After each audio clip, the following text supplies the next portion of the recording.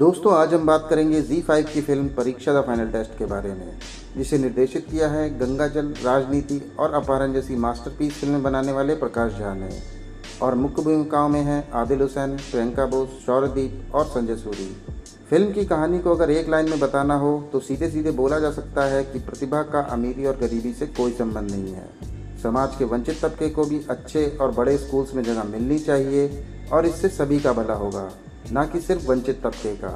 Film की कहानी घूमती है एक रिक्शा चालक बुच्ची पासवान के इर्द गिर्द, जो अपने बेटे बुलबुल कुमार को रांची के सबसे बड़े प्राइवेट स्कूल सफायर इंटरनेशनल में पढ़ाना चाहता है। और उसके पीछे कारण है उसके बेटे का पढ़ने में बहुत ही तेज होना। अपने सरकारी स्कूल में वो टॉप करता है और बुच्ची का मानना है कि बड़े CBSE अंग्रेजी स्कूल में पढ़कर ही उसके बेटे की तरक्की की राह खुल सकती है। अब परिस्थितियां कुछ ऐसी बन जाती हैं कि वो अपने बेटे का सफायर इंटरनेशनल में एडमिशन तो करवाने में सफल हो जाता है, पर वहाँ की फीस भरने में पति पत्नी दोनों की हालत ख़राब हो जाती है।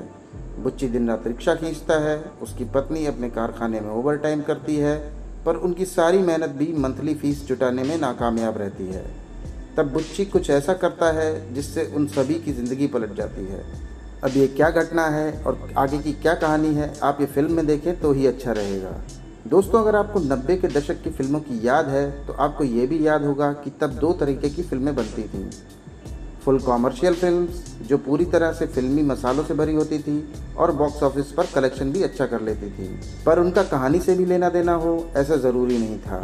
दूसरी फिल्में कहलाती थी आर्ट मूवीज़, जिसकी कहानी, अभिनय सब धांसू होता था, पर उन्हें थिएट्रिकल रिलीज मिल जाए यही बहुत बड़ी बात होती थी। परीक्षा को भी हम दूसरी कैटेगरी में रख सकते हैं, पर फिलहाल अच्छी बात यह है कि अभी कॉमर्शियल मूवी और आर्ट मूवी के बीच का भेदभाव मिट चुका है और OTT प्लेटफॉर्म्स पर सिर्फ अच्छे कंटेंट को ही देखा और सराहा जाता है। बात करें निर्देशन की तो प्रकाश झा यहाँ अपनी फुल फॉर्म में नहीं दिखे हैं। आमतौर पर उनकी फिल्में समाज पर कटाक्ष करती हैं और देखा जाए तो किसी न किसी पक्ष की तरफ उनका झुकाव साफ मालूम देता है, पर यहाँ उन्होंने सीधी सपाट सी कहानी कही है, जिसमें ना ही ज़्यादा मोड़ हैं और ना ही चीज़ों को कॉम्प्लिकेटेड बनाने की कोशिश की गई है।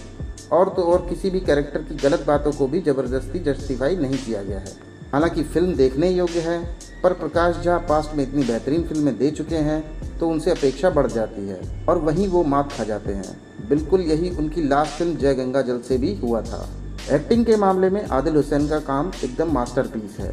उन्होंने रिक्शा खींचने वाले पिता की भूमिका में खुद को इतना आत्मसात कर लिया है कि कहीं कहीं तो लगता ही नहीं कि ये भूमिका किसी एक्टर ने निभाई है। एक गरीब बाप की अपने बेटे को लेकर महत्वाकांक्षा और उसे पूरा करने की जिद, कभी सफल होना कभी असफल होना, हर भाव नासिर हुसैन के चेहरे पर साफ पढ़ा जा सकता है।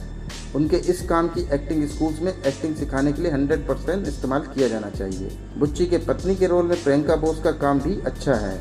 बाकी बुलबुल कुमार की भूमिका में शौर्यदीप और SP सिटी की भूमिका में संजय सूरी ने भी अपना काम बखूबी किया है। जैसा कि मैंने पहले भी कहा कि फिल्म की कहानी इर्द गिर्द घूमती है एक रिक्शा चालक के, जो कि अपने बच्चे को बड़े अंग्रेजी मीडियम स्कूल में पढ़ाना चाहता है। पर क्या वाकई सच का ये एक ही पहलू है? प्रकाश झा ने सिटी SP बने संजय सूरी के रूप में बुच्ची के ख्वाबों का काउंटर बुना है, जो बुलबुल की ही तरह किसी सरकारी स्कूल में पढ़ता हुआ दिल्ली यूनिवर्सिटी में टॉपर बनता है। असल मुद्दा है पढ़ाई की भूख का। इसमें वो कितनी है? जिसमें पढ़ने की भूख होगी वो आगे निकल जाएगा। प्रकाश झा ने शिक्षा जगत में किसी खास वर्ग के लिए आरक्षण की डिमांड टाइप लटके झटके और एक्शन कहानी में नहीं रखे हैं, मगर वो शांत संयत ढंग से वंचित वर्ग के बुद्धिमान प्रतिभावान बच्चों के लिए एक प्रकार के आरक्षण की ही डिमांड यहाँ करते हैं। उनका तर्क है कि अगर समाज में तरक्की कर चुका संपन्न वर्ग पीछे रह गए लोगों की मदद के लिए हाथ नहीं बढ़ाएगा, उनके काबिल बच्चों को बीच में जगह नहीं देगा, तो वो लोग कैसे आगे बढ़ेंगे। इस गलाकाट प्रतिस्पर्धा वाली व्यवस्था में प्रकाश झा गांधीवादी सादगी की उम्मीद करते हैं, जो एक किस्म का आदर्श हो सकती है। परंतु क्या सचमुच यह संभव है?